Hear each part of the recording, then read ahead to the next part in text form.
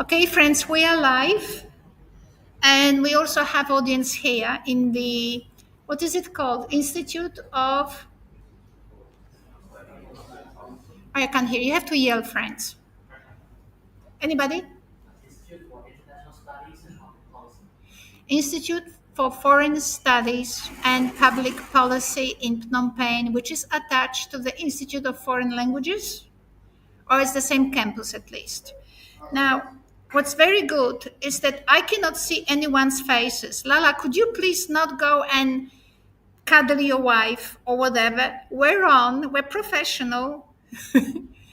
Lala, baby, can you turn on your microphone? Hello, Anya. Hi, everyone in Cambodia and around the world. Good morning. And Andrew is obviously gone. Now, everybody, please excuse me. If you see a 50-year-old Lala sitting here and me referring to him as baby, he will be always my baby. Well, I'm not that old yet, actually. I waited for that. I'm not that old yet. All right, so where is Andrew? Okay, so what I did today is everybody aware of it? Did Mengli explain? Well, first of all, I wanted to reduce my workload. They don't know that. But if you know me, you know that. Anyway, so instead of making it all about Anya Lyon for 90 minutes, which obviously is not enough time for me, as you know, I'm a woman, I can talk under the concrete for 2 weeks. But I invited my Asia Call team. So Andrew Lyon, who is the president of Asia Call, and Lala, who is my former PhD student, but now he's everything in Indonesia. I will introduce Lala a little bit because I just given this keynote at Camp Tassel, and there were a lot of questions asked of me, and I would like to relate what my introduction of Lala Bumela Sudimantera to this keynote. So basically, Lala was given a scholarship to study in Australia for a PhD, and Lala was one of the stars in Southeast, at least in his university, if not elsewhere. And Lala was accepted in universities wherever, Wollongong, Monash, wherever. But his friend was studying with me. And he said to Lala, look, you can go to wherever, but if you want to do something innovative, something new, come to Darwin. Now, Lala had one correspondence with me, which changed his mind, came to Darwin. And I don't know, Lala, whether you are so important in your university at the moment because you came to Darwin or because you would have been no matter what. I want to think about it that all your leadership roles and amazing successes and amazing pathways that you are opening for yourself, in fact, happened because you wanted to do something new, something different. Right.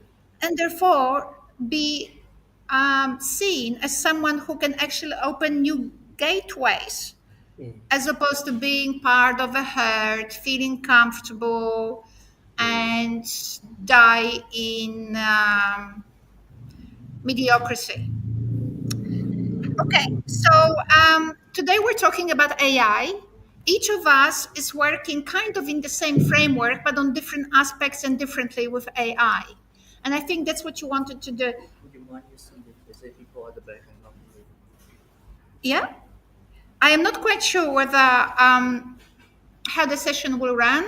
So it is all on the run. And we like it because we don't know what it is about, how we're going to do it. We just like sort of workshop-like style thinking. So, Andrew, you're the boss. Can you please tell us how we're going to start, with you or with Lala? Well, I think we need to. If you're going to talk about AI, I think you need to make a distinction between, first of all, between AI and ChatGPT. All right. Uh, So I suggest so, the first so we can person to start begin. there. So Andrew will start, Lala will continue, and I will summarize the things and do like sort of in-house play, how I do it, what I do it, and so Uh, on. After the keynote, I was asked how the heck did I program the computer, the ChatGPT, to do the things without ChatGPT interfering with my models and bringing stuff from outside. it's a good So first question. of all, what do? You tell ChatGPT, if you do something other than what I tell you, I will turn you off. I will stop paying membership. Now you just tell ChatGPT what to do, and say, and if ChatGPT starts sort of going outside of your model, you say, don't do that ever. And if it doesn't work, you say, I hate this particular person, don't go there. I hate this particular person. That's what I did. Actually, and ChatGPT understands perfectly well. So you don't have to write programs. You don't have, it's a language managing system. Once you say, I hate Vygotsky, it will never go that way ever again. Right. So that's how we program. All right. So um, without further ado and waste of time, Andrew, could you take us now a little bit? Take as much time as you need. Everybody is happy here, comfortable. And you're number one, Lala number two, and I'm number three. Okay. Well, thank you. For those of you who don't know me, I'm Andrew Lyon. I am Professor of Foreign Language Studies at Surrey University of Technology in Thailand, and I am connected also to the Open University at Ho Chi Minh City in Vietnam, and I'm also Professor Emeritus from the University of Canberra in Australia. I'm telling you this simply to put me in the context of who I am. So I, at the sorry, I just moment, we wanted keep, Andrew, I just yeah, wanted to interrupt. So Andrew has an international career. He's been a professor in, I think, in three different universities: University of Queensland, Bond I've been a University, James, professor in seven universities. but four universities in Australia. I think two universities in America: Rice University, which is like Harvard, and in Illinois, state of Illinois. And then so that's six, and now seventh in Suriname, and also Vietnam.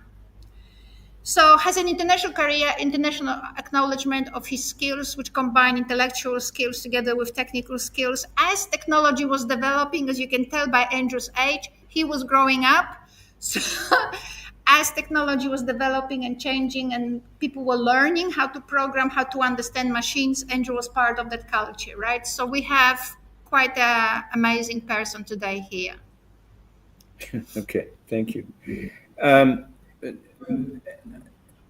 there is a craze at the moment which talks about AI. And every time people talk about AI at the moment, they think about ChatGPT and systems like that. These systems are called large language models, and they are amazing.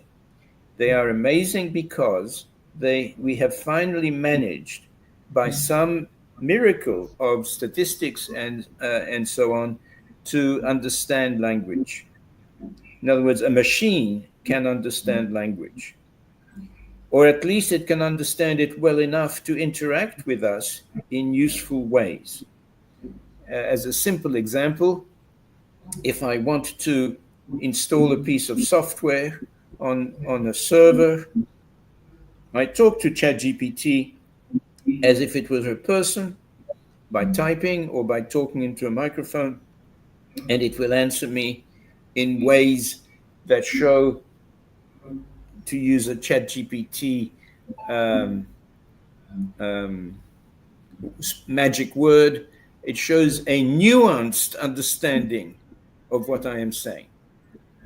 It doesn't understand big things only, it understands little things and little modifications. It understands feelings and moods.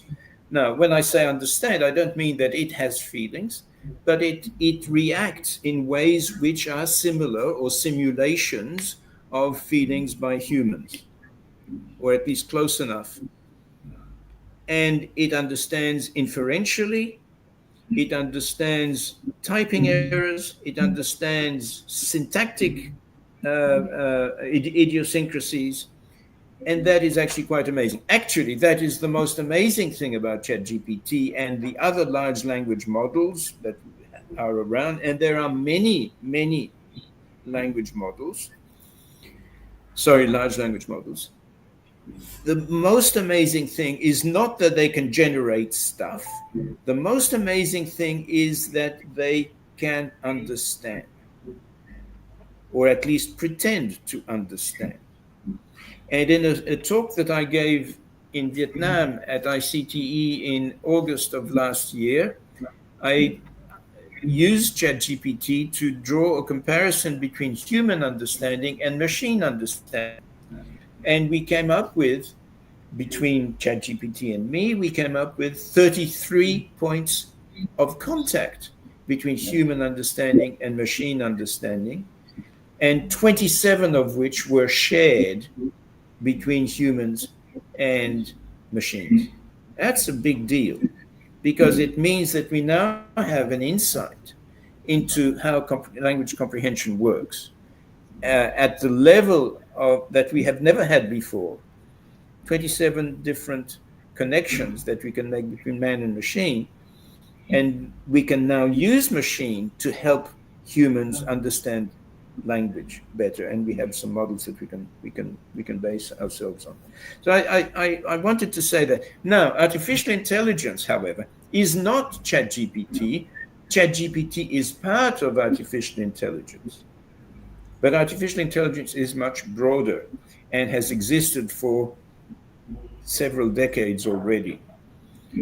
And so just to give you a simple example, 40 years ago, I wrote a paper with a colleague of mine on generative computer-assisted language learning and generative and what I call dialogue generators. And this was done 40 years ago before we had anything like ChatGPT.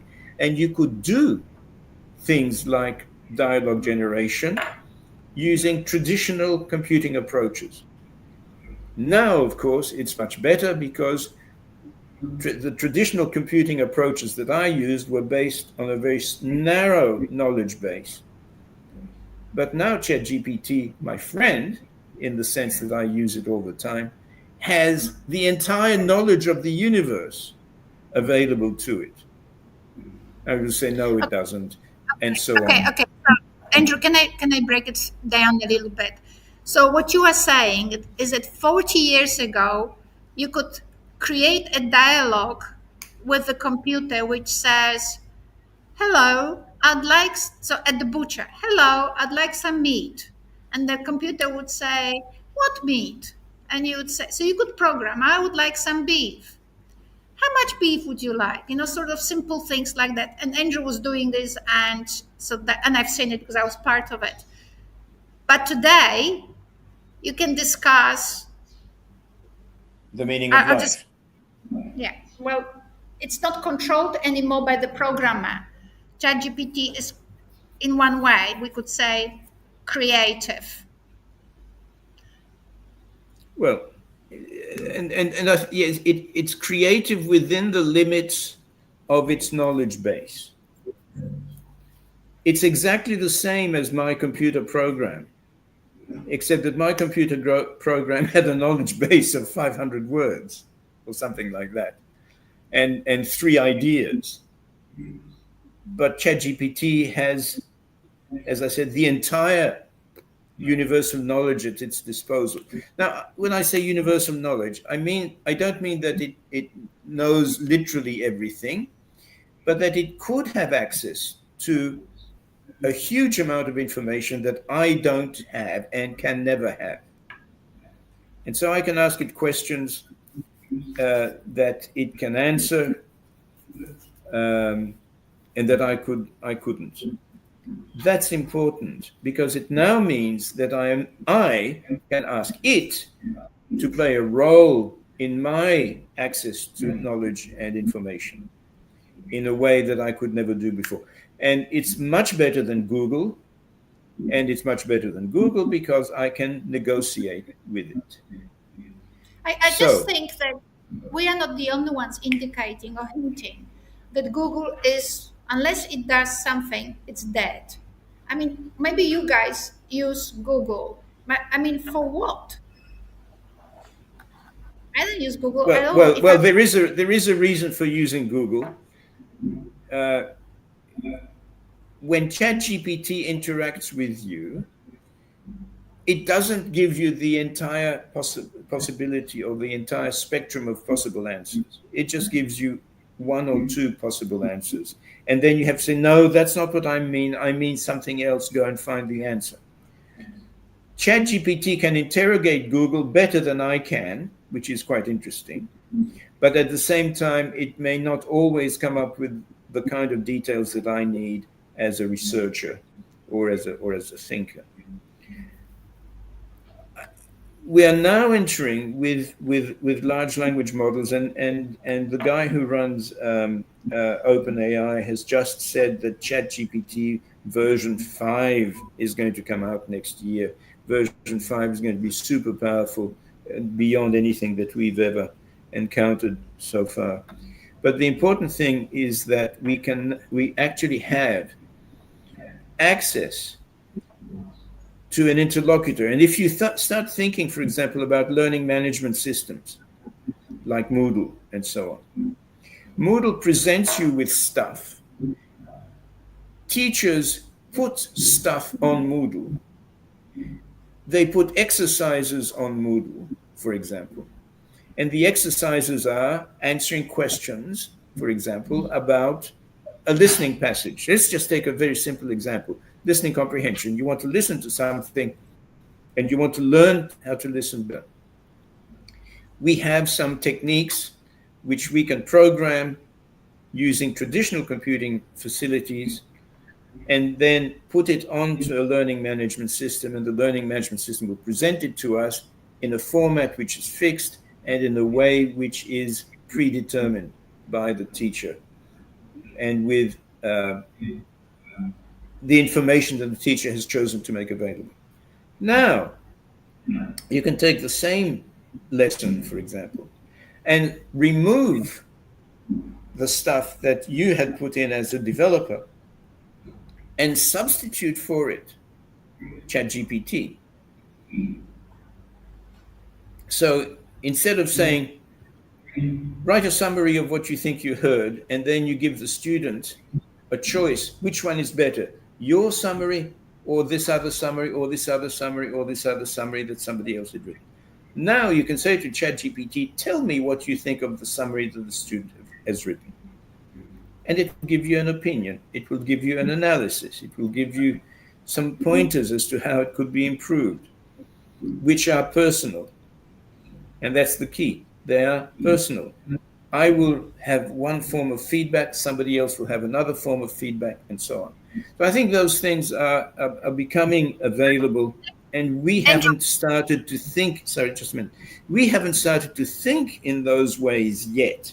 What we are still doing is thinking in old-fashioned ways about how we're going to improve what we have always done. But now we're moving into a different world where we can construct, the students can co-construct with the computer system, and the teacher, if you like. I have nothing against teachers. A pathway to the solving of their personal problems as they are learning. Okay, so that was very abstract. Andrew, that was very abstract. Even I got lost here.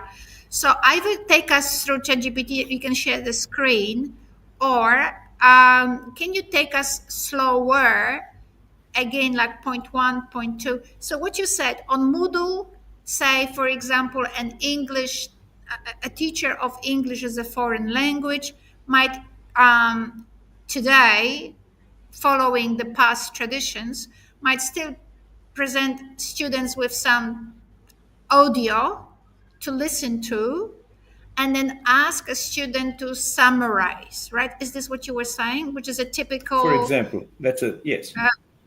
Okay, and what you said with artificial intelligence and, for example, ChatGPT, we have ways of working now within that concept of summarizing the text or listening comprehension, but offer us greater flexibility and quality.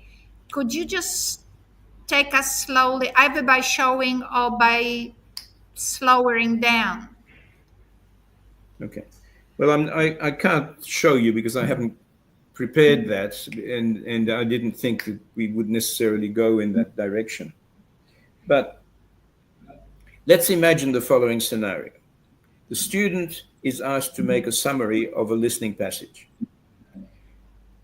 Today, it is very difficult to give feedback to the student on the summary that they have written using a machine.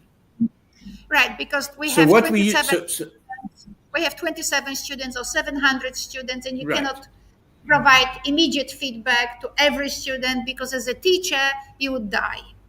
Right. So workload. So as a teacher, you cannot provide the feedback, and in any case, when you have 700 students, you can definitely not provide the feedback. But there are techniques. There's one technique, for example, which says the following: here is your summary. You print out the student's summary on a computer, and I'm thinking about a computer. You print out the student's summary, and you say, here are some examples of what other students have written, and they are good summaries. Compare yours with those. So the student has to sit there, scratch his head, and say, yeah, this I can see where my summary is deficient compared to this one or that one or that one. Now, today, with ChatGPT, you can do exactly the same exercise. Student listens, writes a summary on the keyboard, on the screen, and says to ChatGPT, how good is my summary? And ChatGPT will say, this is good, this is not so good, you should change this, you didn't give enough detail, you got this wrong, and so on. And it can do this for 10 million people simultaneously. Which means that everybody gets personalized feedback today. Right? I mean, we can make it better by channeling ChatGPT through some kind of pedagogic structure, perhaps. But at the moment, every person on the planet who has access to ChatGPT can go through the exercise I've just mentioned. Listen to something, write a summary, ask ChatGPT to comment, and give personal feedback to the student. This is something unbelievable, or at least was unbelievable until recently. And the feedback will be, now, will the feedback be good, is the question. Well, it depends on a couple of things. ChatGPT will give what I would call conservative feedback, because ChatGPT is essentially conservative. It is essentially statistically modeling the past. It will tell you what most people might say. But in a pedagogic context, you might be in a situation where the teacher, the university, or even you as a student can ask ChatGPT to have a particular focus. And so ChatGPT will give you the feedback that your teacher wants to give you, that you want to give yourself, or something a bit more special. Does that make sense? Lala? Yeah, you can constrain. You can constrain. You can constrain. And one thing I was going to say before Lala speaks, Lala is involved in a wonderful development, which is the conversion of an institute in Indonesia into a cyber university. And so he is faced with his colleagues with a huge task of transforming an institute into a university and an institute into a cyber university, where at this particular moment in history, we have opportunities for cyber universities that we have never had before. It makes it both easy and more complicated, because on the one hand, we have the opportunities, which are today's opportunities, but we still have the thinking of the past. And I'm not saying that people at his university are thinking in the past. It is inevitable that all of us are influenced by the past. And it is very difficult to break away from habits and pedagogic habits that we have had. And so when I ask my students, as I did before, what is it that's new? How is your PhD going to contribute something new? They tend to say things which are based on their current situation. For example, no one will say or wants to say, we will get rid of classrooms as we know them today. No one's willing to say that. But I am. And we might be able to organize groupings differently from groups which are put together according to age or according to perceived proficiency standards. Anyway, I leave it there. But it's important to take the challenge of today as an opportunity for radical rethinking of what we're doing, rather than looking backwards, which is what ChatGPT does very well, on established models and developing and doing, just improving what we have been doing. And that's a distinction that I like to make. One is I make a distinction between innovation and renovation. Renovation is taking the things from the past and making them better. Innovation is going in new and more promising directions. And I'll stop there. Thank you. Okay, so that was a very nice introduction, Andrew. I hope you can actually show us some things in practice with ChatGPT. So we want to look how, you work with it, or any sort of insights that you can offer.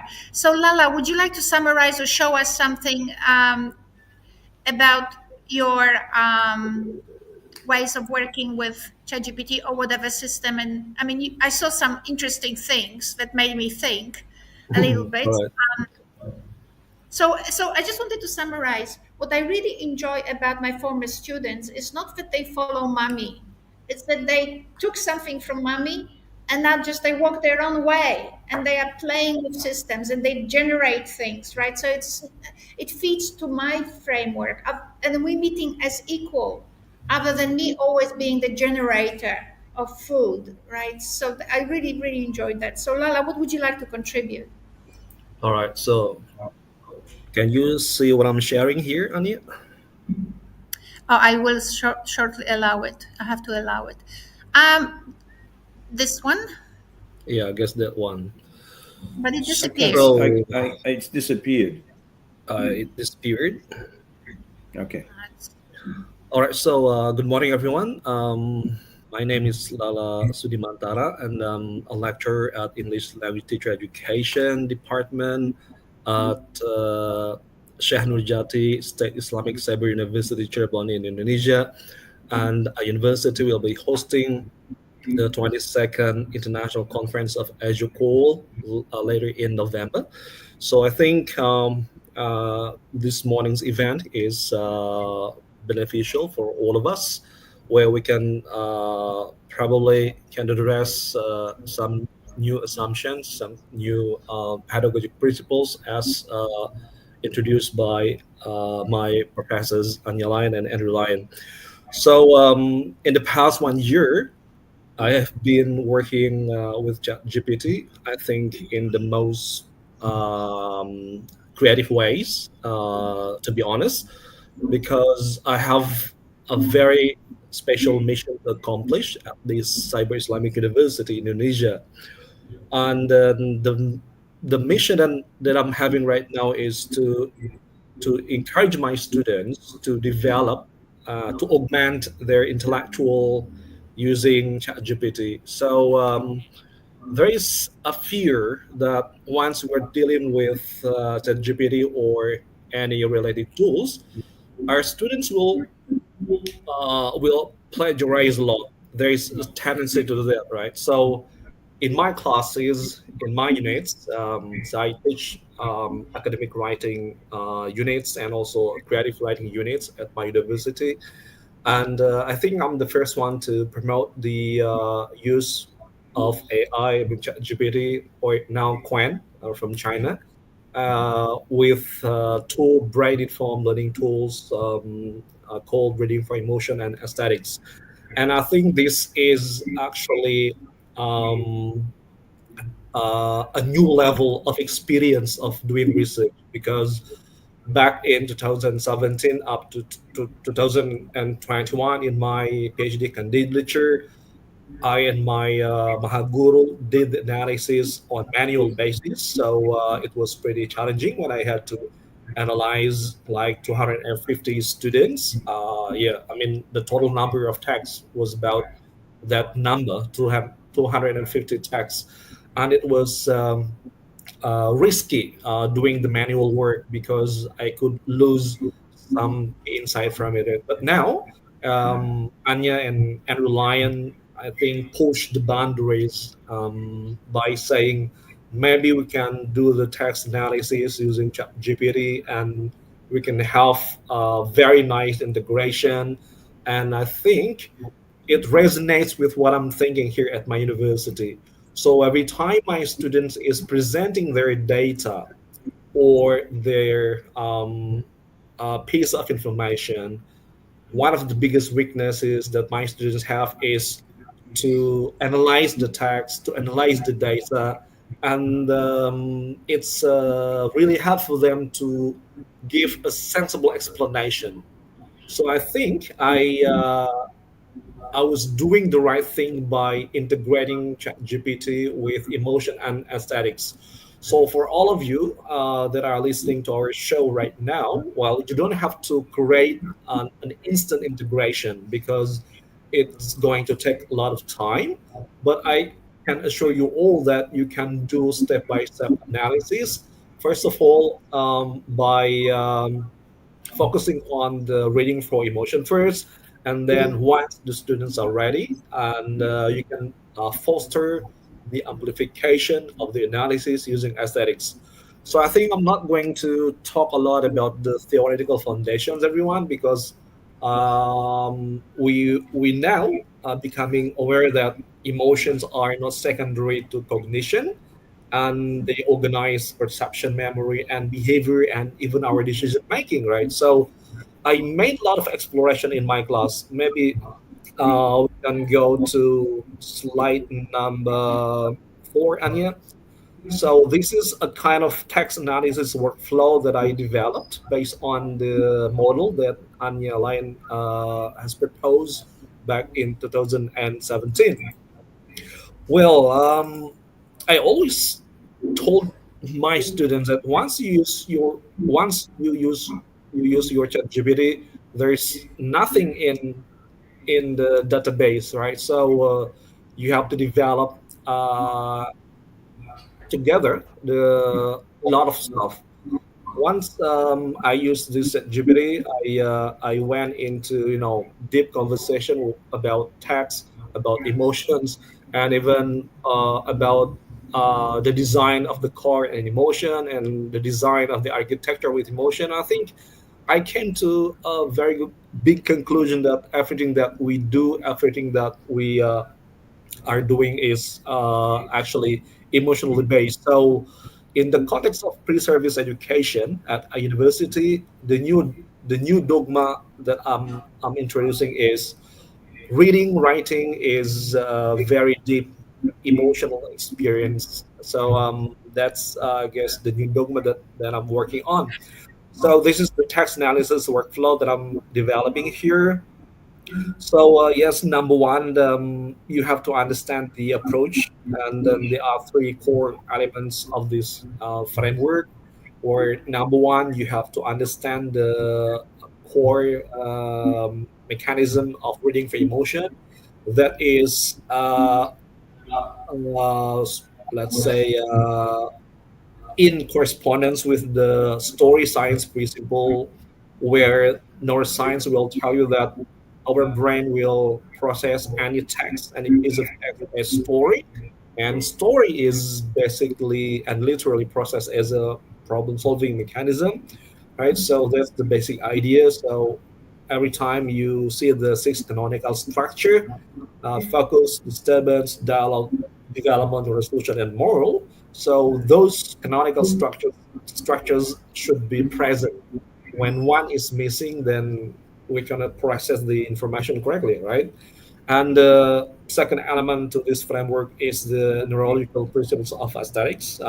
It's about how the brain engages with meaning and beauty in the text, right?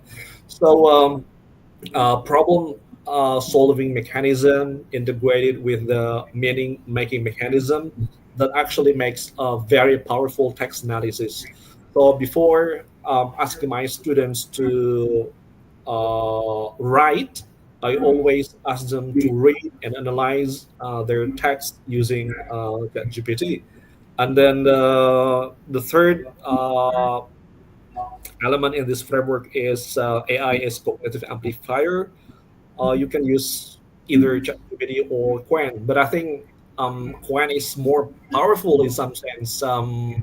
This week I studied using Quen for the first time in my life, and I compared the quality of the analysis generated by Quen with the ChatGPT.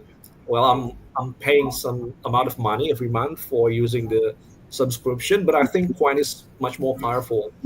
And in the text analysis workflow, so I always ask my students to read the text carefully, and then they can use a very easy prompt like, can you break this text into six emotional structures based on the reading for emotion model proposed by Anya Line in 2017, where blah blah blah. Well, you can add some more information to that, but we can start by using a very simple prompt. Okay, so we don't have to put the definition in the front of the meeting because I don't think that's good, right? So when I came to Darwin to learn about emotions and intonation with Anya and Rulai, they didn't give me a specific definition, and I liked it because without having that definition, I can explore, I can develop my own conceptual framework on that model.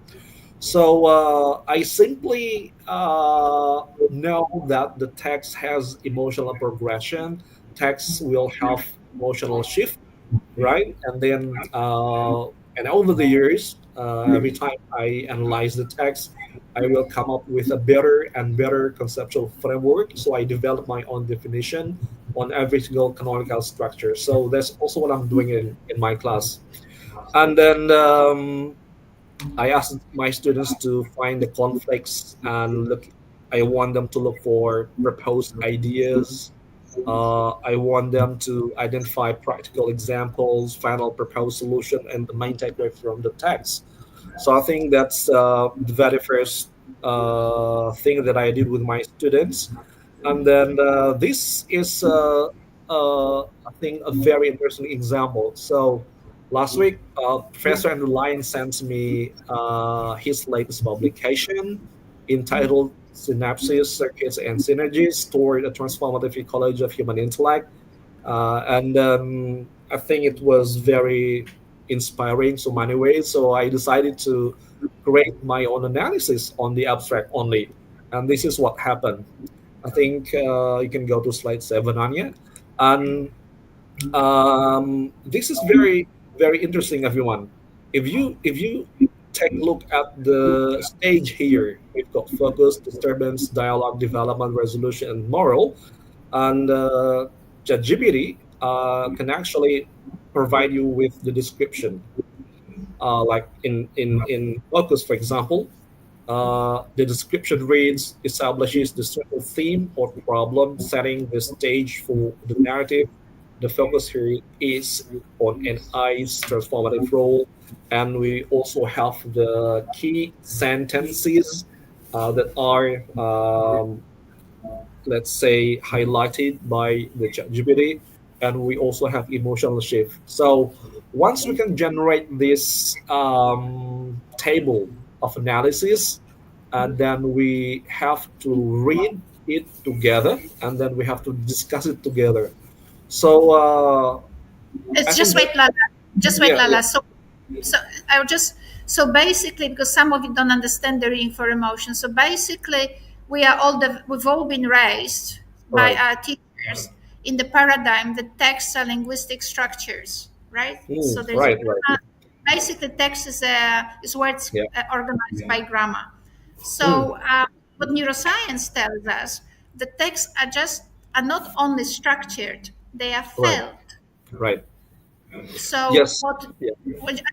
I'll tell you when I finish. So basically, what I have done with all the stuff that I've read about neuroscience, and so basically, the neuroscience says that emotions are foundational to emotions. Organize information, orient your attention and organize information. So not grammar, it's Right, right. emotions that have a structuring qualities. Yeah, Emotions have structuring qualities of information. So yeah, if we thought of text not as grammar and whatever they teach us, but as a journey, emotional journey. yeah. So what we do here, the categories of focus disturbance are basically mapping the shifts of emotion in the text. So Right. focus usually is peace, disturbance is shock, dialogue is some emotional perspective on the problem, Yeah. development and says what happened next and so on. So what Lala is doing using whatever system Lala, as he said, he plays with different systems. So the way he's working here is a little bit differently than me, but similar. He's now asking the AI to not necessarily map how the text progresses, but Mm, to take the abstract and map it onto the stages. So right, maybe Andrew, in his abstract, placed focus as a fourth stage. right. But Lala is not interested where Andrew put the focus. Lala is interested where is the focus in the abstract. And Mm. in that way, Right, Anya. AI system, the AI system is mapping the abstract of the scholar onto the stages in the most canonical structure. And it is very helpful for someone who reads, because when you read an abstract, it's very hard sometimes to Yeah. identify also when the abstract doesn't have a problem stated, which is like Mm. 80% in education studies, Yeah, right? right. In 80% of education studies, when you read an abstract, and the reason why in literature, in education, people do not identify Yeah, the problem in the abstract is because they're not taught that everything is around the problem. yeah. So the ChatGPT will detect it and it will put a hole there. And it's Right. very interesting. Then you see that there is some problem. You instantly see with the help of AI that there is a problem. Now, I would also sensitize ChatGPT and tell it, remember that when you analyze, some authors might actually not include or Mm. address those different stages. You want to say it because otherwise ChatGPT will make it up. As I was saying today in my keynote, ChatGPT is actually the left hemisphere quite largely, which means that what is not there, it will make up, it will create. So, but if you constrain ChatGPT and say, just analyze as is, an analysis of this kind can nicely show to students what's Yeah, happening in the text. right. Thank you, Anya. So, yeah, I forgot to mention that particular thing that um, what we are doing here is the analysis that is not focused on linguistic correctness or grammatical correctness, but we are actually dealing with the analysis that is the most essential part of the reading or the comprehension stuff. So that's what I'm doing, everyone. And once this kind of analysis is generated, then every student can create a long collaboration, a long discussion, or even debate, because there might be some differences in terms of how they prompt or create the questions, and then came up. They probably also came up with different analysis. So I think the personalization matters here before we talk a lot about differentiation. I mean, in so many talks out there, people keep talking about differentiation of learning without actually focusing on the personalization. Right. So this is actually one of the fun thing that we have here, everyone. And then you can also create the visualization of the abstract based on the analysis, and it looks like this. And we have a low, moderate, rising, engagement, optimistic, visionary emotion that are found from the abstract of Professor Andrew Lyon. And we have here the axis indicates the canonical structure, focus, disturbance, dialogue, development, resolution, and moral. So I generated this with ChatGPT, and this is actually the very interesting, let's say, key insights. So in the focus, yeah, I think it helps me how I understand the text better. And what do you think? Yeah, I just wanted people to say that it's amazing, right? So I mean, I'm not sure what Lala will say, but because I am such an intense girl, I just want my colleagues here in the room to actually see what's happening. If you think of the moral, like in the fable, right? So if you work hard, I don't know. You should be. It's best to prepare for winter, or it's Yeah, best to prepare for hard times. I mean, that's a very powerful, right. powerful message, right? So it's very interesting that because Andrew is a great writer, Yeah, but yeah, I have analyzed his texts too in the past, and not in this amazing way. But this is new. I've never done that. I don't. Did you use a I, ChatGPT something? yeah, Isn't it interesting that? can I just say something because yeah. Yeah. it's about me. Uh, So I'm just no, Lala. I think this really is very, very interesting. It's quite amazing. It is amazing that you are able to visualize it, and I'm particularly intrigued by the regularity. I mean, yeah, it's a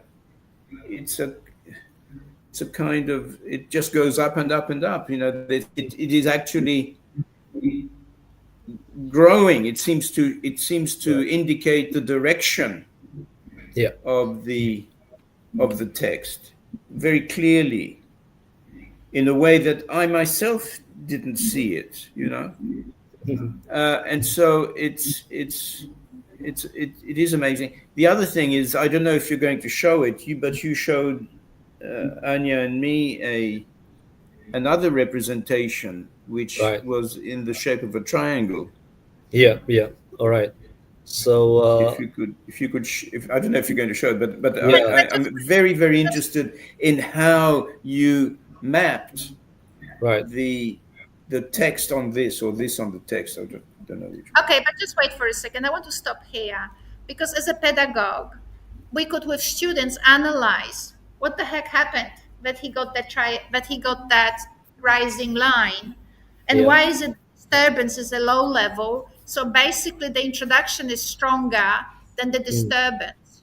So you can actually check the previous table. You can check the previous table with this graph, compare words, compare choices, compare which choices students could propose as alternatives, and would you mm, get the same line? Now, it doesn't mean that the line is necessary to look like this. Remember, just yeah. because you got it, it doesn't mean that every abstract has to look like this. Right. All we are doing is saying, isn't this interesting? Now, after we've analyzed 100 abstract or 1,000 abstracts, Mhm. then we can well produced abstract, then we can actually make some decisions, right? But at Yeah. this very moment, it's just simply interesting. Yeah. So this is the first visualization of the abstract written by Person and Reliant, and I will show you there is something more interesting. So we have the description here, and and this one is very interesting because I used Quen right last week, and then I came up Mm. with this visualization, and I did the analysis many times using Quen.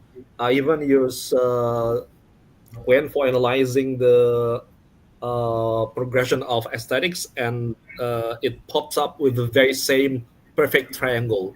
So I also did the analysis on my students' abstract. They are now doing their research and ready for presentation, and Mm. some of the texts of my students, they are directed towards the triangle, but not that perfect. But when I analyze your abstract, we just have a very perfect triangle.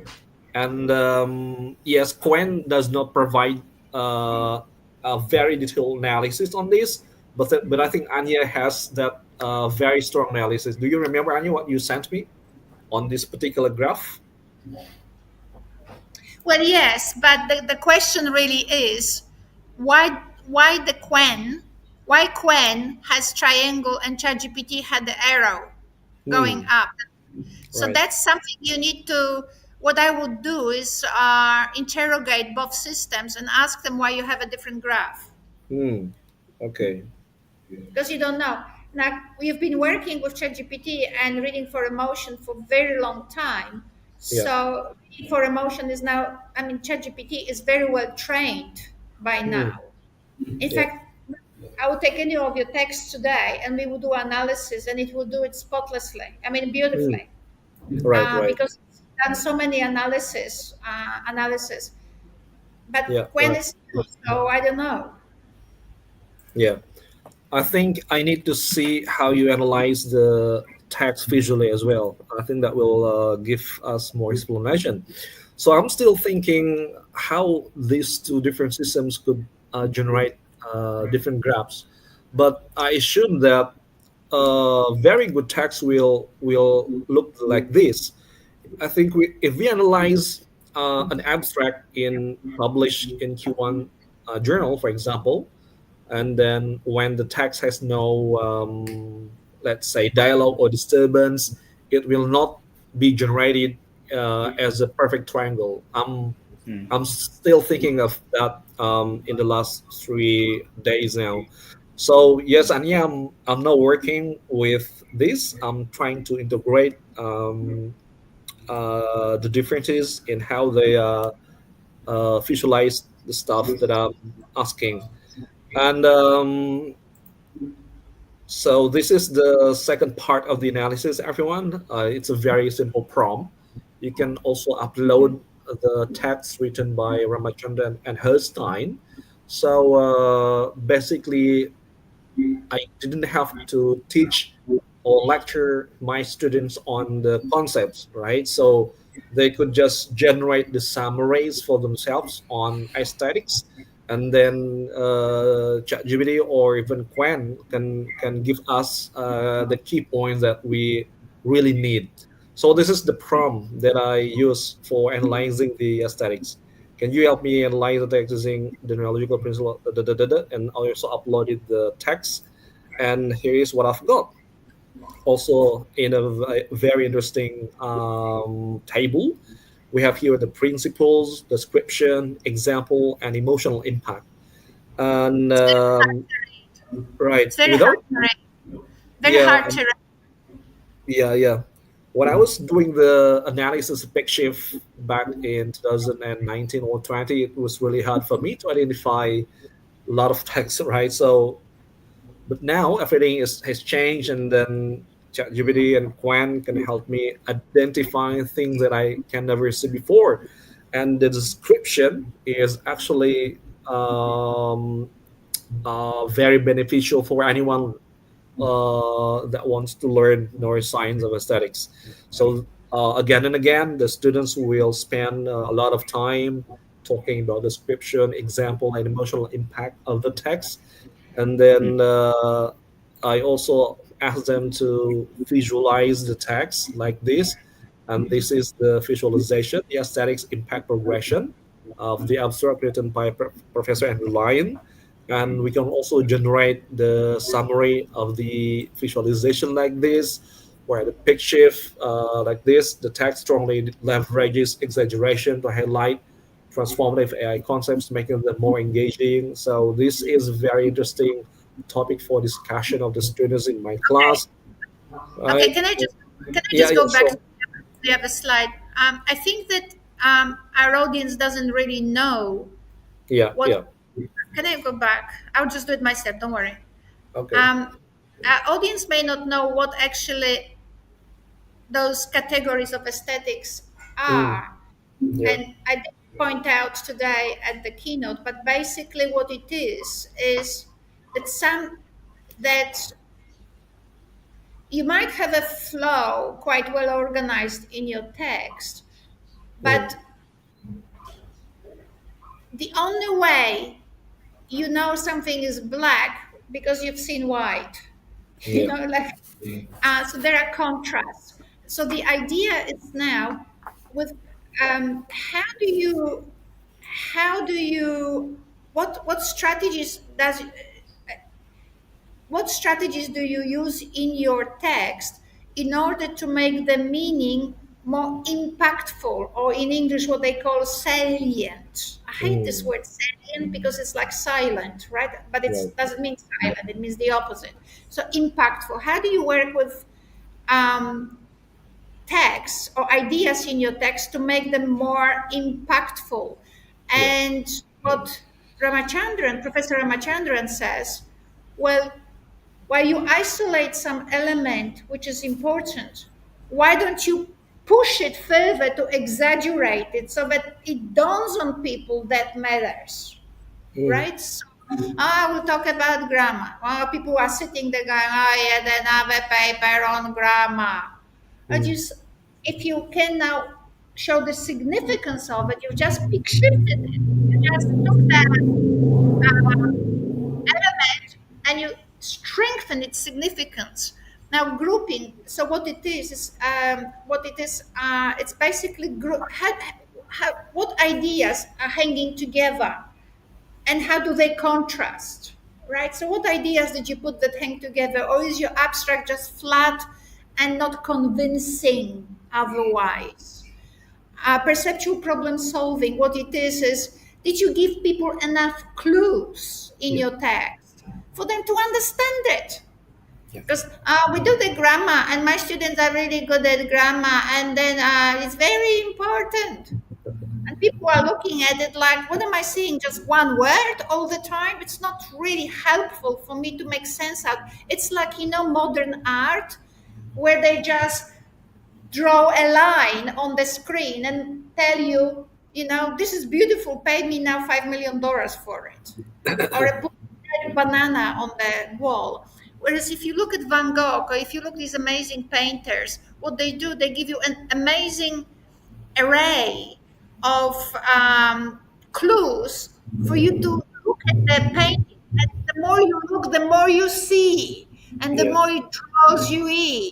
So you get a lot of um, signals there, or a lot of sub signals for you to see the signal of the painting, the message of the painting. It's a Mm, mood of reflection, mood of nostalgia, mood of loneliness, maybe, or joy.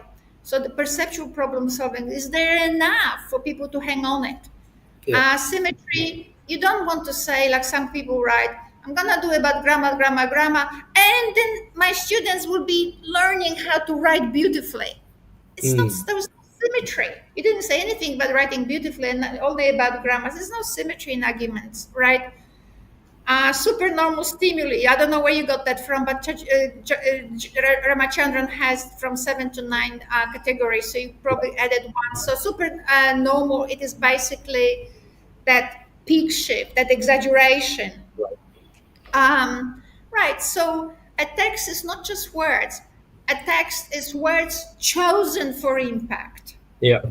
Right. And what we are saying is, let's think, let's discuss, let's present it on the graph. The graph could be just a lie, but let's present it. Let's have a look how it looks on this graph. Let's have a look how it Yeah. looks on another graph. What does this tell us? Let's compare, contrast. And that's by you yourself getting your hands dirty through discussions, compare, contrast, Mm. thinking about choices. You are becoming a writer. Right. Right. Right? You don't become tennis player by learning the rules Mm. on tennis. I know all the rules. Tennis player, right? Right. You Okay. have to get dragged into the game and play the game over and over. That's why good tennis players want to play very good tennis players, because discussion gets more, I call it discussion, you can call it play, gets Yeah. more interesting. They can see more things in it, right? So Mm. that's what Ramachandran's aesthetic principles give us. Think about the power of the words you chose. Discuss it Yeah. with one another. Use the damn graphs on different systems to help you reflect. Whether Right. they right, it's no longer about right and wrong. It's about what helps me think and reflect. Yeah. That's true, Anya. So that's the DNA of the 21st century pedagogy, I believe. So once I'm done with this insight, and I normally ask my students to create this kind of table where we can see the integration of emotions and aesthetics. So, if you believe that learning is a matter of relating things, then I think this is a good way to do so.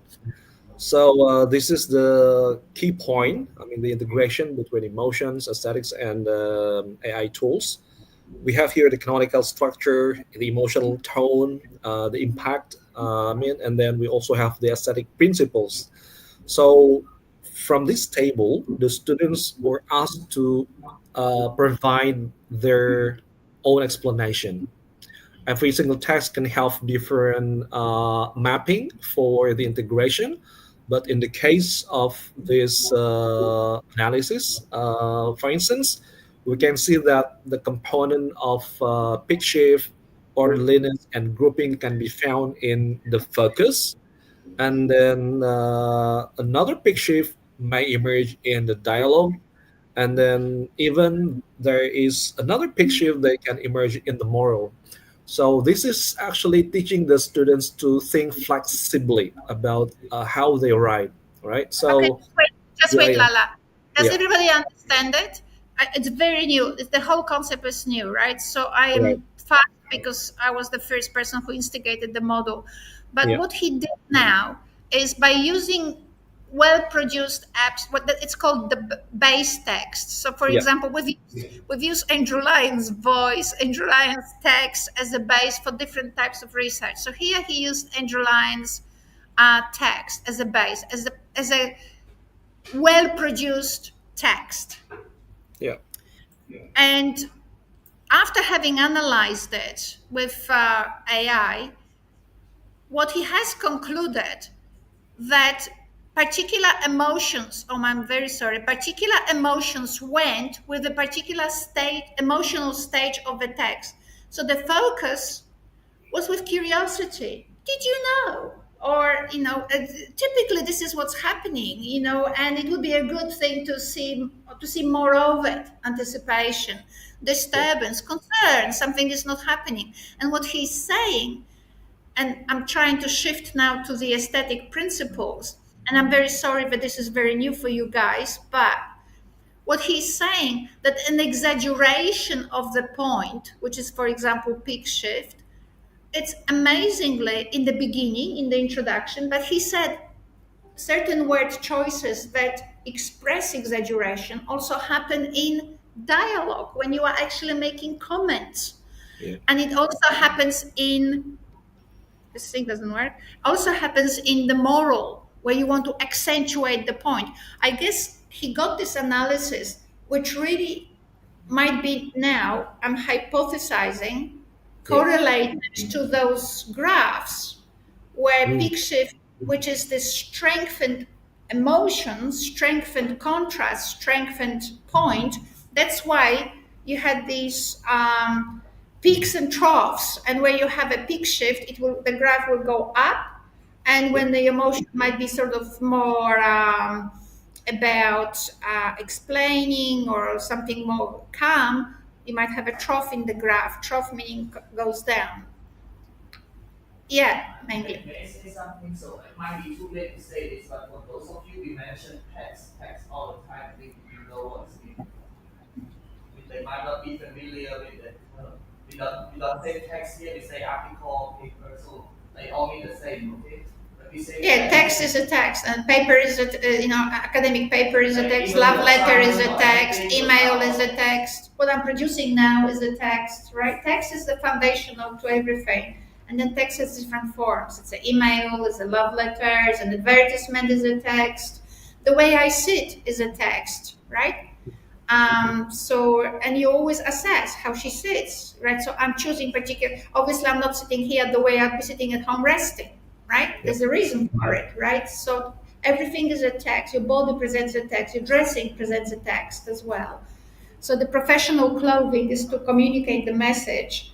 I respect you, Mm. right? So I'm gonna wash my hair. I respect you. I'm going to wear my nice dress because I respect you. It's a text. I'm communicating with my um, self a message to you. If I shake your hand, I respect you. It's a text. Everything we are living in texts. Mm.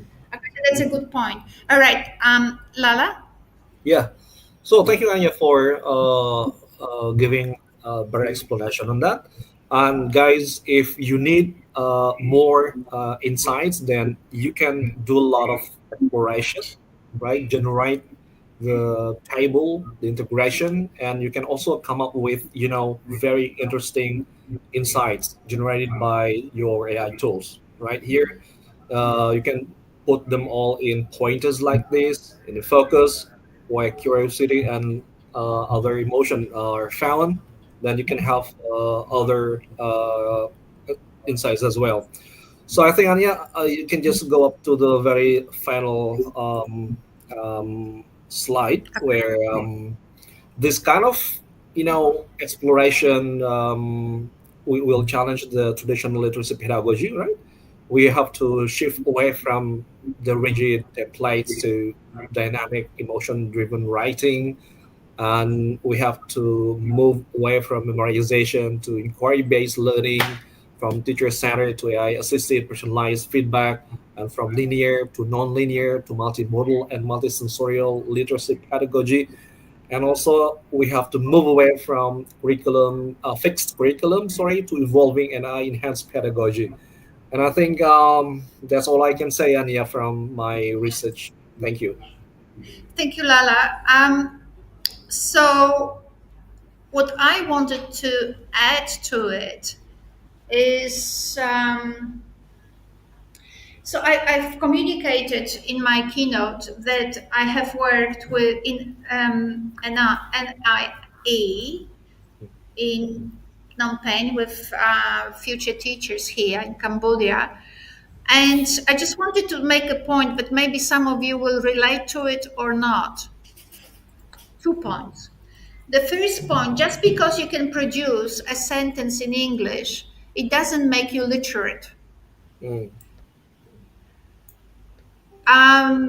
The text that I was demonstrating today at the keynote was written by one of the Cambodian pre-service teachers, and it was lengthy, pretty well done.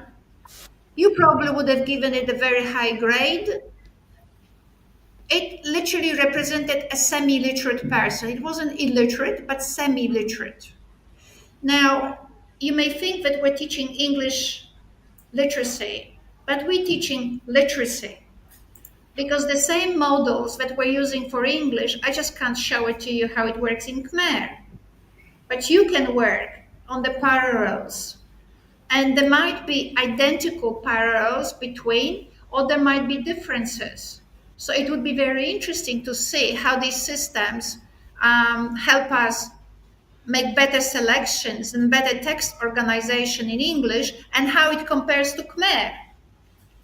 because this contrasting analysis makes you a better um, author or writer in general, because the contrast between language makes you more self-aware of what is happening in one language and another, and makes you more even humorous. You may later on play with these different structures and employ, I mean, a lot of comedy is about using structures from one context or language to another. Now you see on Facebook 5 million things taking things from Indian culture into English culture, and it's hysterical, right? So, but you cannot do it if you are illiterate or semi-illiterate, right? So, Cambodia is interested in raising its literacy levels, and as Andrew is always pointing out, it's not working very well for many reasons. I give it to you, but it's not working very well in Vietnam. It's not working very well in many countries,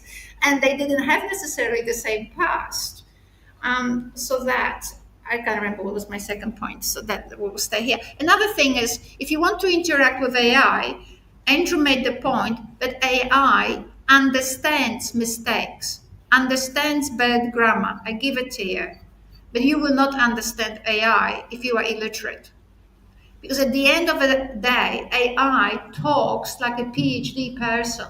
You can force AI to talk to you. I do often say, talk to me as if I was a peasant, right? Or illiterate or whatever. But at the end of the day, if you want to get something out of AI, it talks like a PhD person.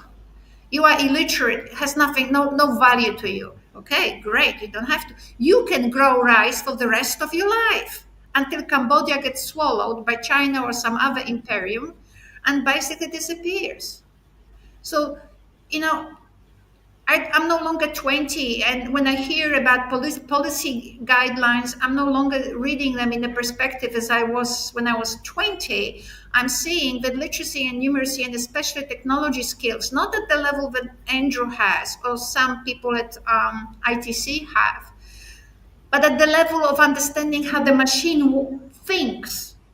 So one of the reasons why we are doing well with, I'm not going to speak about you, but myself, the only reason why I work very well, not very well, why I cope with AI as opposed and better than my doctoral students is because my doctoral students somehow think that AI is Buddha or Jesus or you name it, choose your favorite prophet.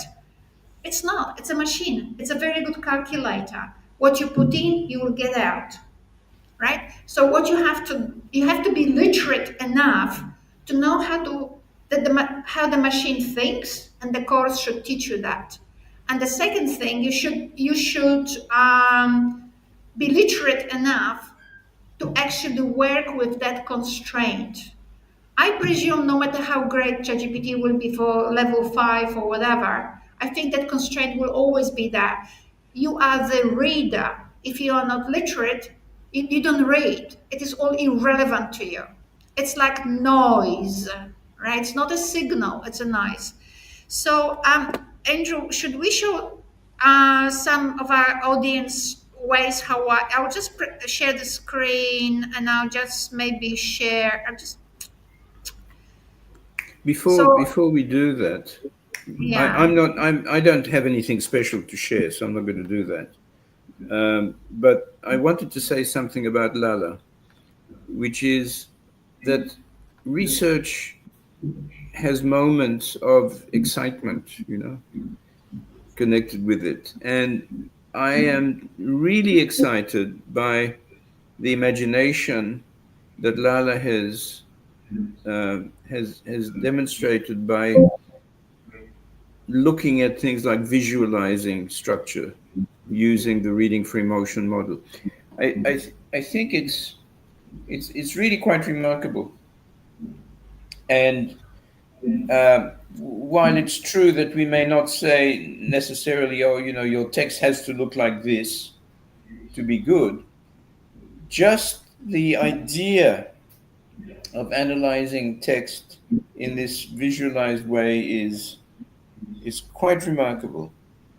And I'm both delighted and super excited at this new development. So we have reading for emotion as a theoretical model and as a practical model, which is working. And now we have an adaptation, not an adaptation, but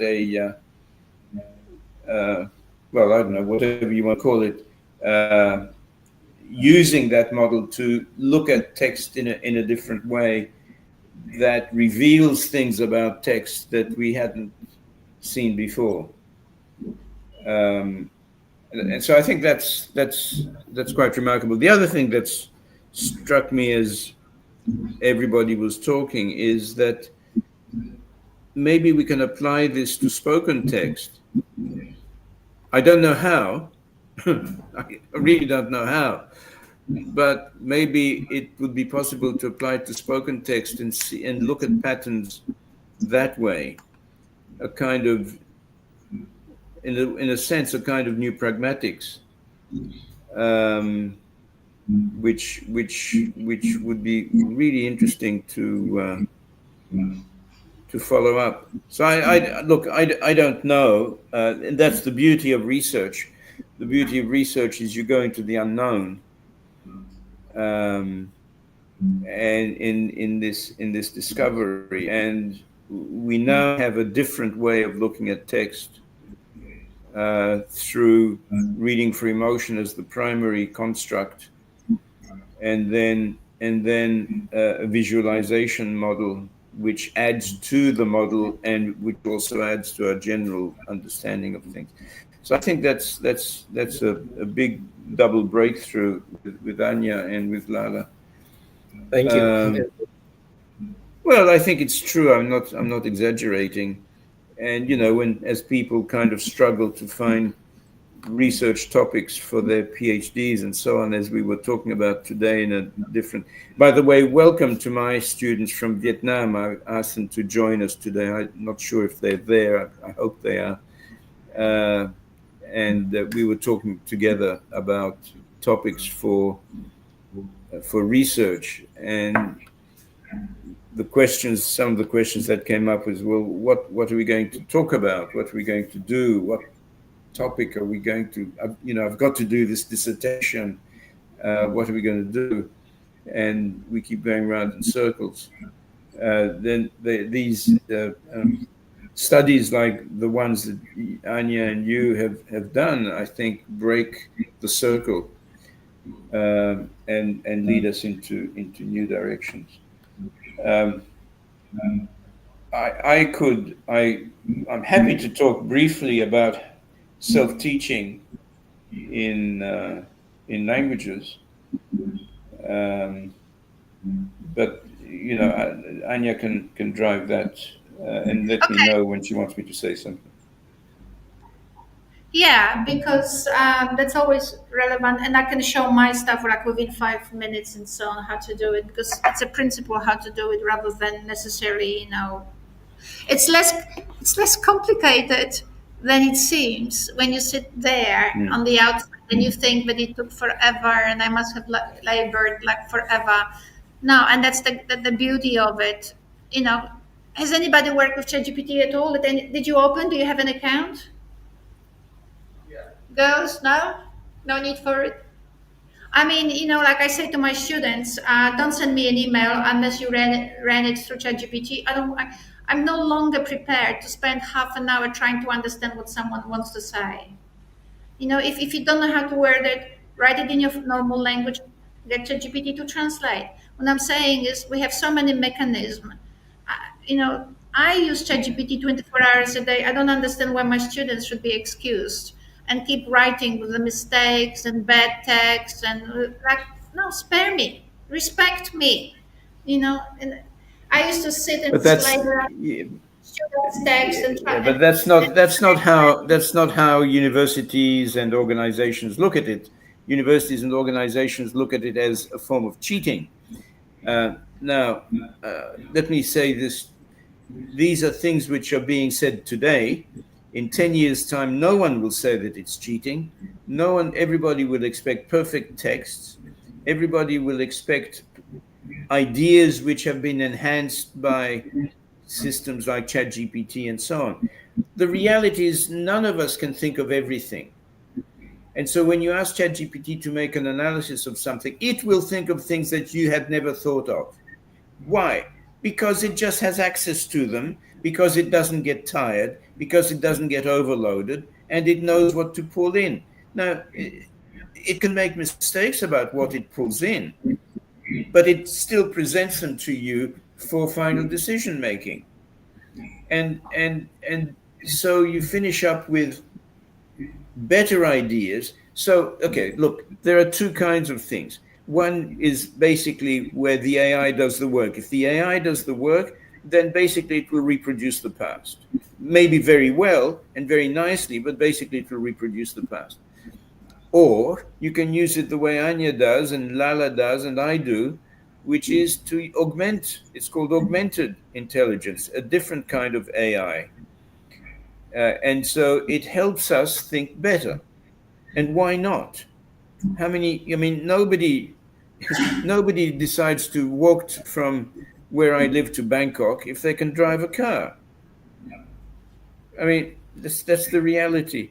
And so, in the future, we will all be enhancing our thinking in all sorts of interesting ways by using, yes, ChatGPT, whatever system you want to use, or even brain implants.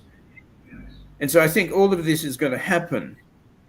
It's no longer in the realm of the imaginary. It's going to happen for sure. But the Can I point is interrupt? that we have to, well, in 1 second, we have to accept that this assistance is going to be happening and that it's okay to have the assistance. And Yes. stop punishing us today, because we're being punished today for doing this and this and this. And sometimes the punishment is imaginary because we don't have systems to really analyze, texts and ideas that people are accused of using ChatGPT to generate. Sure. So I've written a paper where I used ChatGPT just to edit the text. Um, and we got the feedback from some very eager person who said, "Oh, it was ChatGPT generated." Well, it couldn't be because it was research and there's a new thing. But the only section that I actually asked ChatGPT to do it for me, their detectors didn't detect. They thought I wrote it. It's the only text I didn't write. It's funny because it was, like I just was tired and it was whatever. So it said, oh, it was there and there and there. No, I wrote that stuff. They only edited that, ChatGPT. But the thing that ChatGPT wrote, they didn't notice. So before you take on from here, Andrew, I just wanted to say that what I want to stress what Andrew was saying, which is the reading for emotion was not invented by ChatGPT, but it was amazingly, astonishingly enhanced by ChatGPT. Do you see this is what Andrew is saying about that marriage between the human and the machine? You still require your body to go through experiences which make you notice that there are difficulties, struggles, and there are possibilities. ChatGPT doesn't have those experiences, or AI at this very moment, doesn't have a body. But when you invent something, you can then interact with with artificial intelligence and say, "What do you think about it?" Blah blah blah, and you can take it to that, Elon Musk's level, right?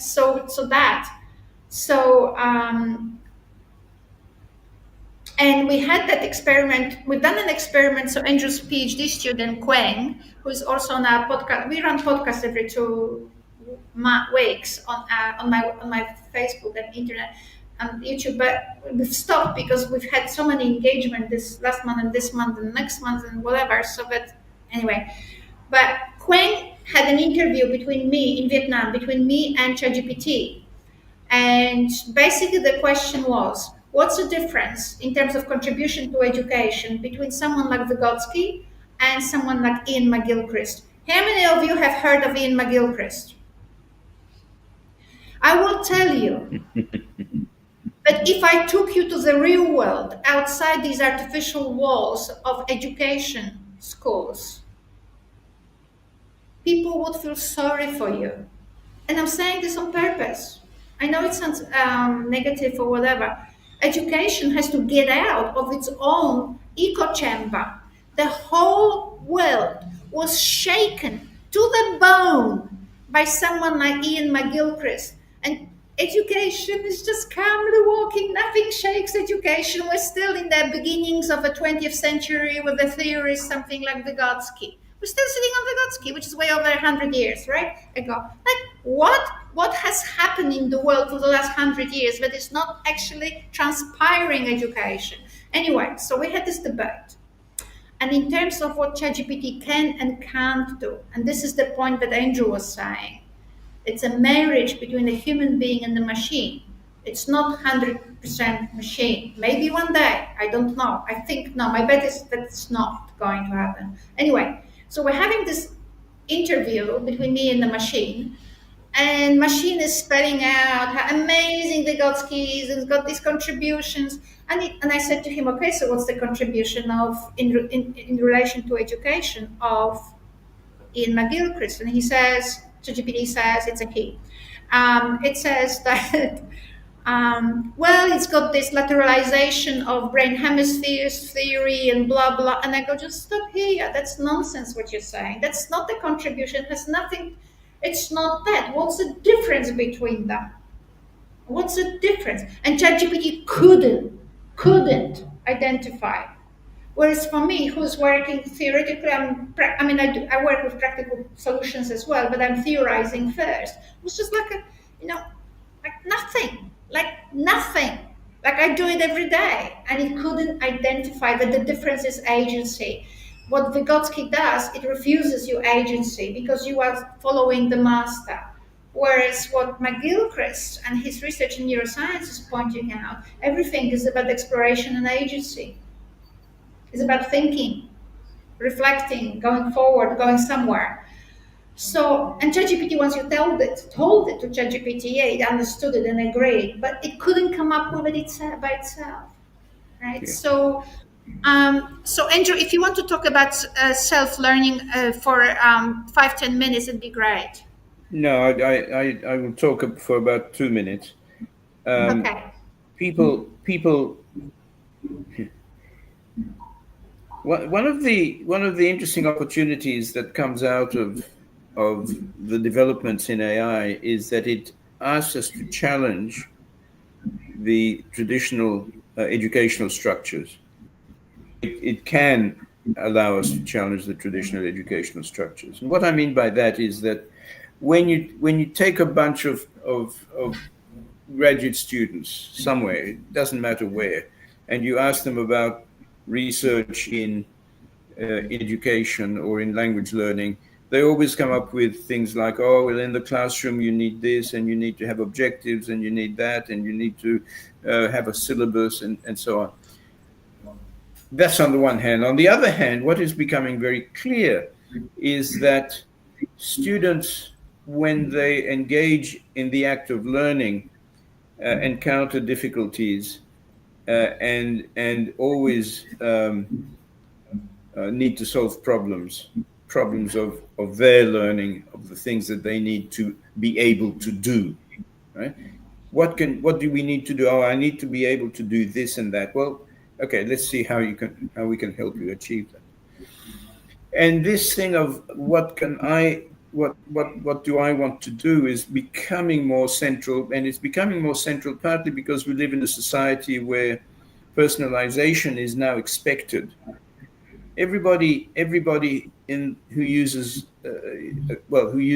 has access to computing and so on, even little kids on telephones want to do things that they want to do. They want to achieve things that they want to achieve, and they can do all of that by interrogating the internet.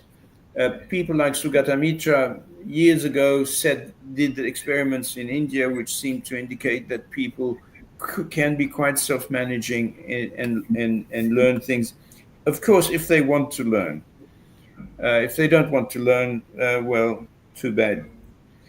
And so we have a new question, which is, should we be forcing people to learn these things? Oh, you must learn this because I know what's good for you. And maybe we can, maybe we should, because we're, as parents and as teachers and so on, we have a kind of collective responsibility. But who knows? Who knows what's going to happen in the next 10, 20, 30 years with study, work, and so on. So one of the questions is, at the moment, if you go to YouTube, there's a million videos on how to teach yourself foreign languages. And people say, oh, well, they don't know what they're doing. Well, maybe they do know what they're doing in a sense. So I took my students, and I asked them to teach themselves French. And because they felt, we did it as an exercise, but they were also keen. They were happy to learn some French. And I said, well, you've got the internet, off you go.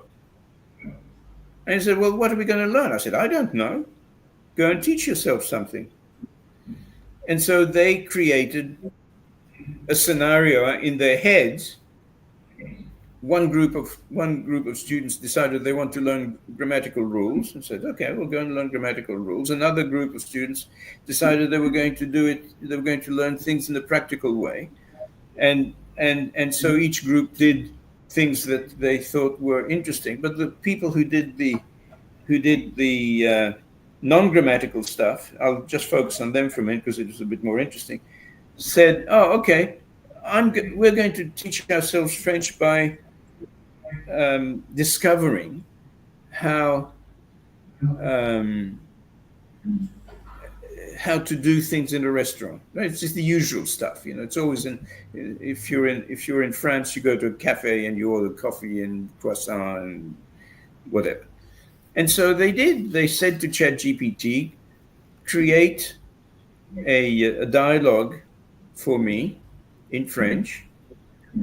And they added some specifications because they are professional language teachers. So they said at A1 level on the CEFR scale,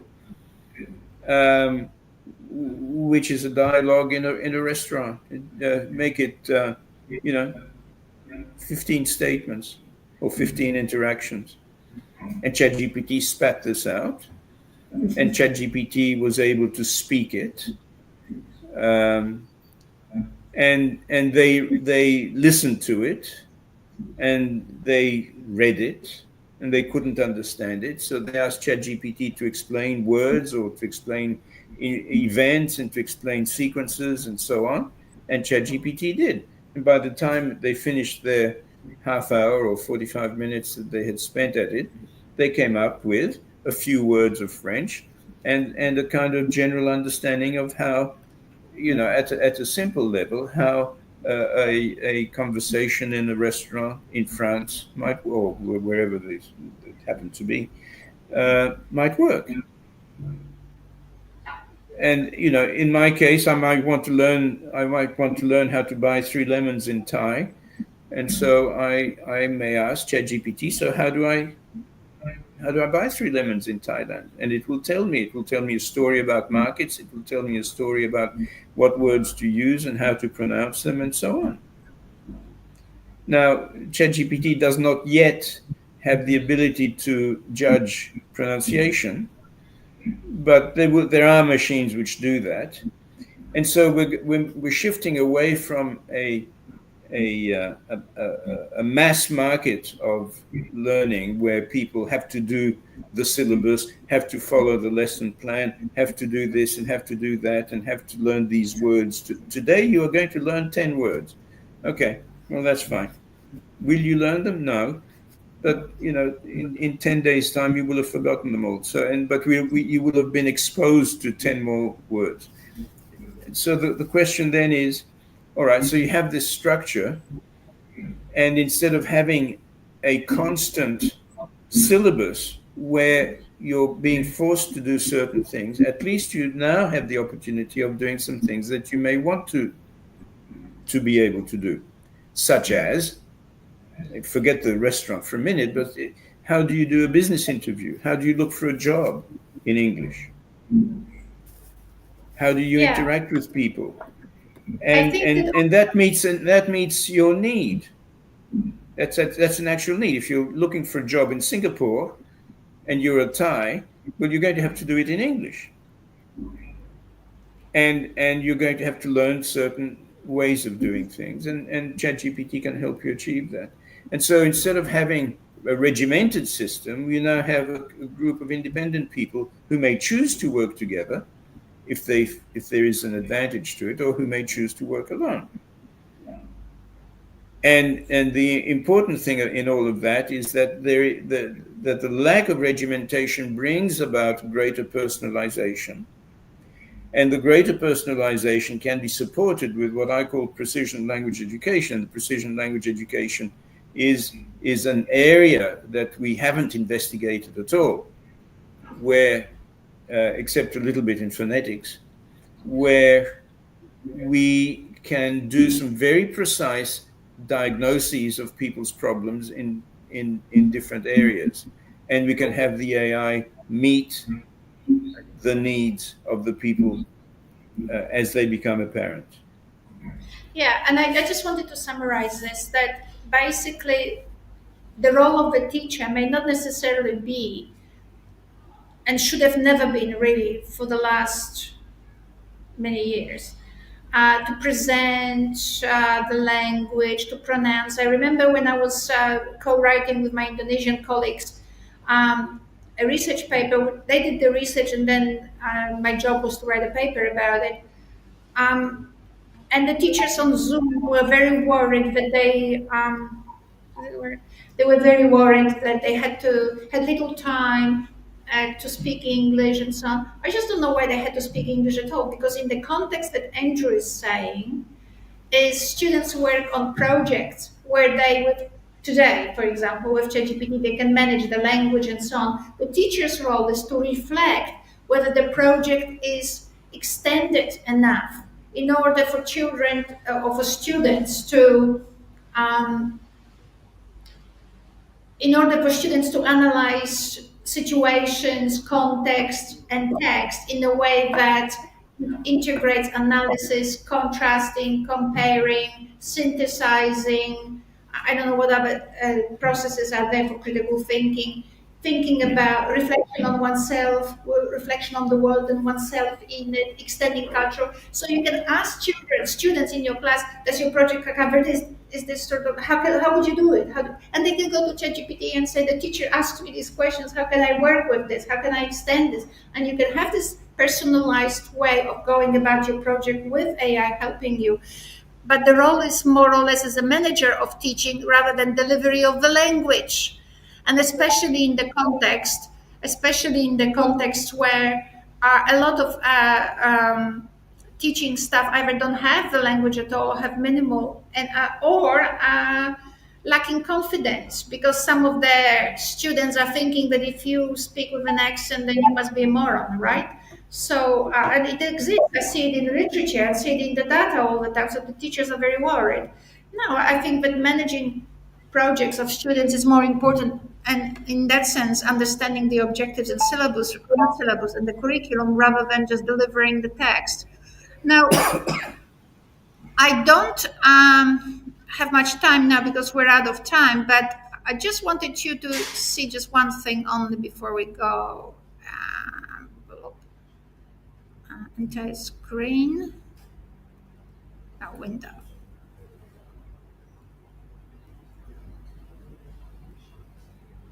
How can I show ChatGPT? It's not showing. Let's go here.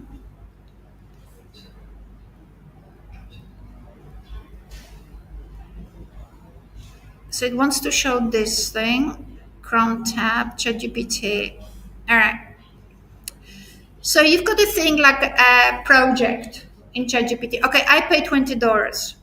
So I pay my dues to ChatGPT, so it actually likes me. But I think that ChatGPT without payment does the same. You might have some limitations in terms of the volume you can interact and so on, but it does the same. So I create the project. Now, for some reason, this project is in ChatGPT O1, which everybody knows what's O1, super intelligent. O3, I have only O3 mini or mini high. I don't know what they mean, but they're kind of like super intelligent or something like that. As Mengley has found out, they don't allow you yet to upload files. Does this one allow me upload files? No. Upload files and more. Look at this. You can ChatGPT now. In O1, you can. You see it? Yep. Upload from your computer. So it's a new thing. Anyway, so you can add file. You can add file, and here, if you add file, you can actually add examples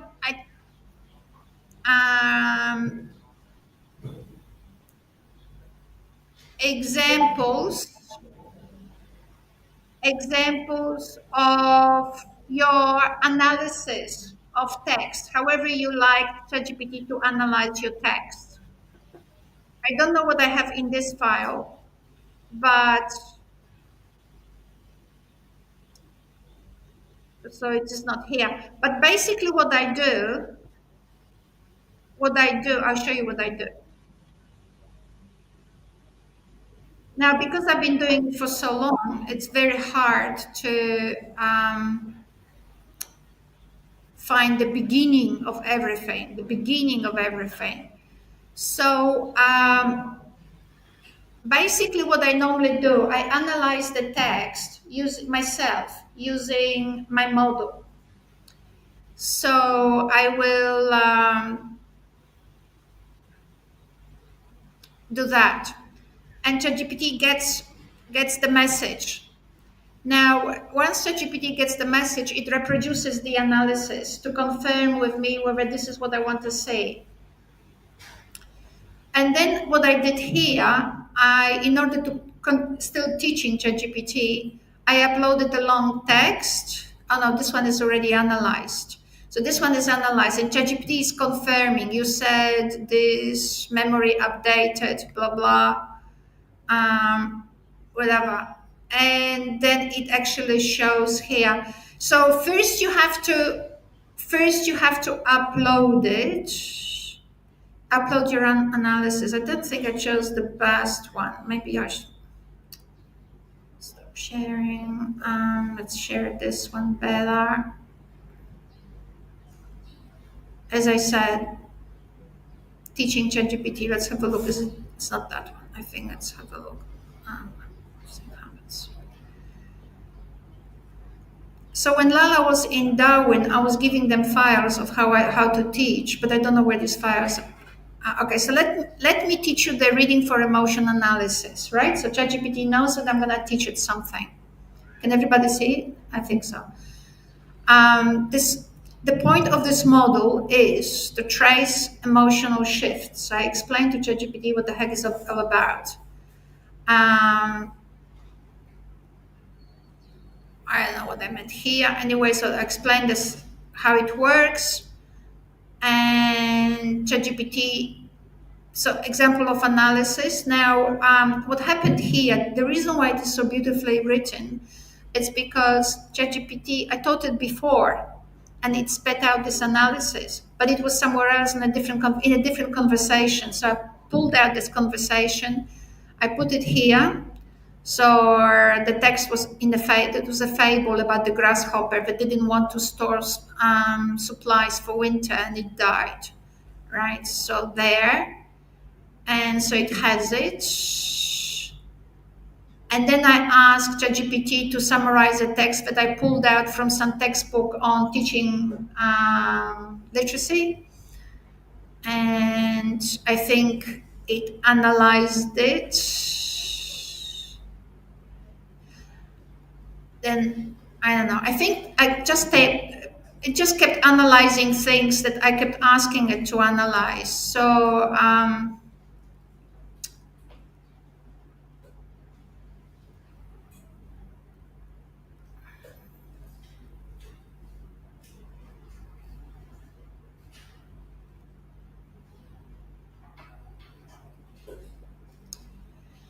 apply reading for emotion to this text. But first, I will remind you how to do it. Okay, so I reminded the text. So you program it because it's a new conversation and whatever. So I had a mess. Right. Then I don't know why I had to clarify something. So maybe in some sort of analysis, ChatGPT didn't get it right, so we clarified. Sometimes you have to clarify, and then ChatGPT spat out what I gave it to him, but now in a beautifully ordered way.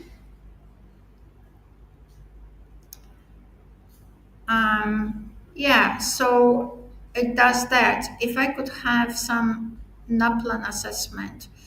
So I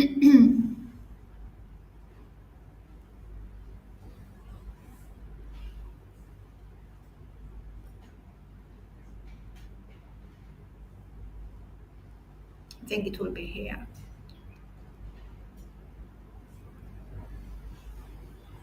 Something happened. My ChatGPT died. Okay, here. So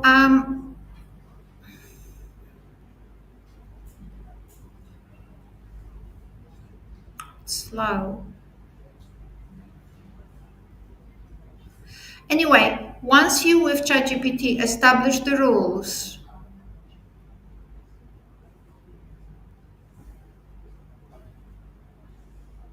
I don't know where this thing is. Um,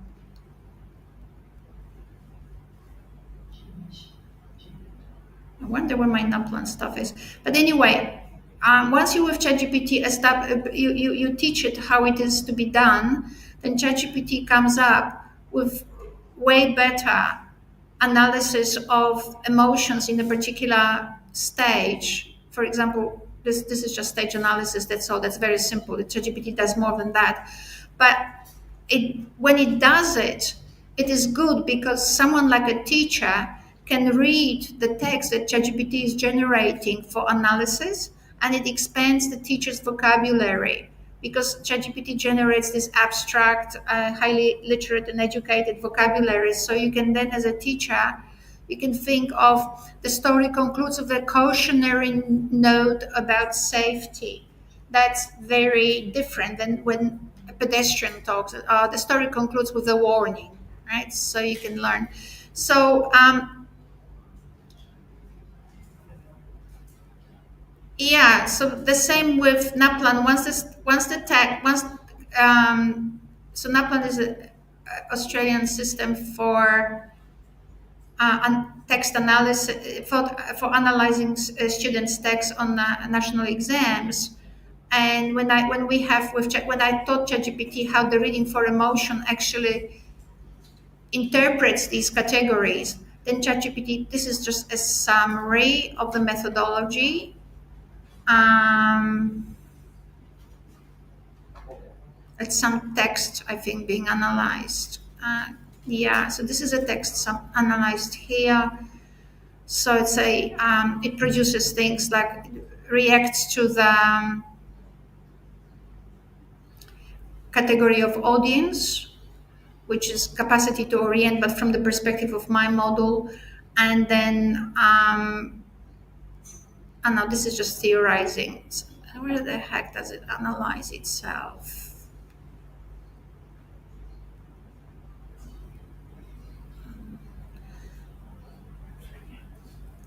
You just have to scroll through it to find where it did the analysis. But the key is really to be specific about your own system, and the ChatGPT will follow your system. So you have to actually just upload a file where you specify you just exemplify how to do it, and it will just replicate.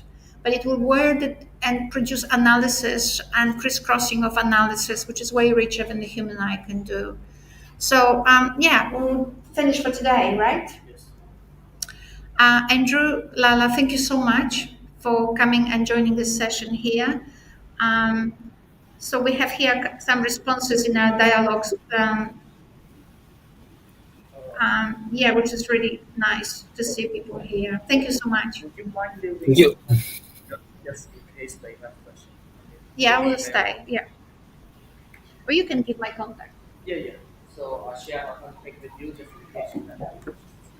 Yeah, so just